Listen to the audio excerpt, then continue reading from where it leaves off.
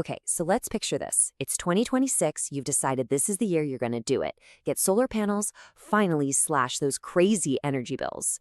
You jump online, type Solar Installer UK into Google, and whoa, suddenly you are just drowning in options. So where do you even start? How in the world do you pick someone who actually knows what they're doing? Find a real professional and, let's be honest, avoid the cowboys. Yep, it really is a bit of a jungle out there. But hey, don't you worry. Today, we're going to cut right through all that noise with a guide that's going to help you make a really smart, safe investment. Our mission today is pretty simple. Turn you into a savvy solar consumer. We're going to cover the certifications you absolutely cannot skip. We'll break down the real costs, arm you with the perfect questions to ask, and then cover the ultimate warranty protection. Ready? Let's get into it. First up, certifications. And I want to be crystal clear on this. This is your first and most critical filter. This isn't some optional extra. It's the absolute starting point.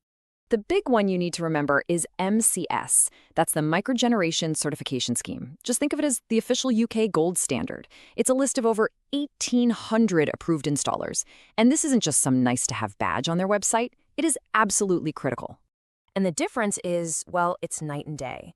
Without that MCS certificate, your expensive new solar system is basically an island. It's cut off, legally invisible to the grid. And that means you can't get paid for the extra power you generate, which is a massive financial hit. And even worse, you could accidentally void your home insurance. The bottom line is really simple. No MCS, no grid connection. It is a complete non-starter.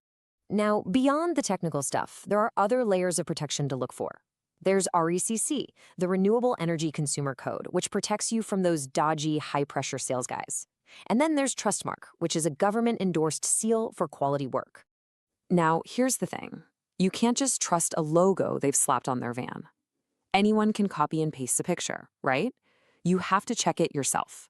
Ask for their MCS number, go to the official MCS website, and pop that number in to make sure their certification is active and real. Verification is everything. So, once you've found a few certified installers, the next hurdle is decoding their quotes to figure out the real cost. And look, a fully certified team is naturally going to cost more than some random person with a ladder. So let's break down what that price landscape really looks like. For a standard 4-kilowatt home system in 2026, you're generally looking at a price range somewhere between $5,500 and £8,500. That's the ballpark you should be in. It's so easy to think the price is just for the panels themselves, but that's not even close. Labor alone can eat up 30% of the total cost. And you can't forget those hidden costs, like scaffolding. That can easily add another £400 to £800 to your final bill. And yep, there's definitely a postcode lottery at play here. If you happen to live in London or the Southeast, you can pretty much expect to pay a premium. We're talking 15 to 25% more than the national average. And that's mostly just down to higher labor costs and the headaches of working in a big city. Okay, listen up, because this brings us to a huge red flag: bargain hunting. If you get a quote that's like 30% below that market rate we just talked about, alarms should be going off.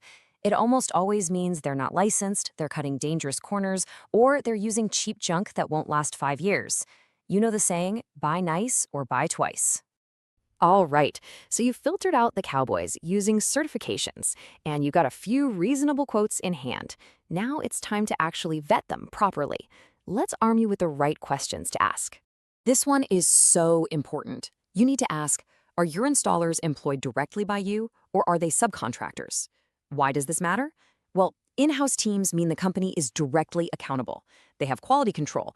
If they're just subcontracting the job out to the lowest bidder, you lose all of that vital oversight. Next, you want to dig a little deeper into their specific expertise. Ask them if they're certified to install specific brands, say like SolarEdge or Give Energy. And here's why that question is so powerful. If they have that specific training from the manufacturer, they can often unlock extended product warranties, warranties that an uncertified installer just can't get for you. That's a direct, tangible benefit. And speaking of warranties, that brings us to our final critical section, your ultimate warranty protection.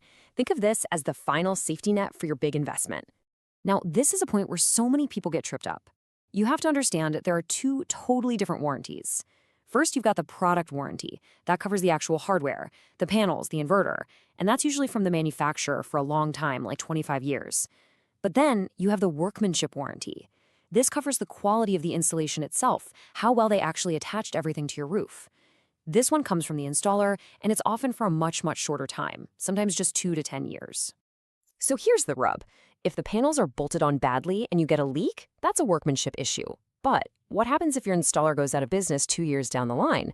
Well, that workmanship warranty, it usually dies right along with the company. That's a pretty terrifying thought, isn't it?